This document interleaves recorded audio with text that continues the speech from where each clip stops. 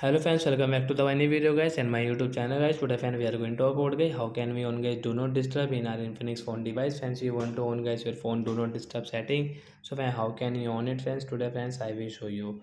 So before starting video friend, first of all go and subscribe the channel guys, click the bell icon, like the video. So friends, now let's see how can we on guys do not disturb in Infinix phone device. Friend, we will on our phone setting guys. After on phone setting, I scroll it. Friends, you can see this tab of setting. Friends, we will click on guys phone sound and vibration. Tap here. Friends, scroll again. Friends, you can see guys your phone do not disturb. We will tap on guys our phone do not disturb.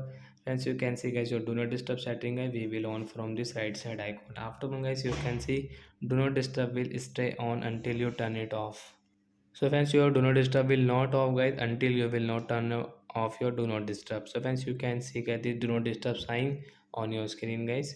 So like that guys we can on guys do not disturb. So guys do not disturb guys once your phone will not ring and vibrate guys except guys your phone alarm and timer setting guys. So like that guys you can use it and you can on your do not disturb. So bye guys.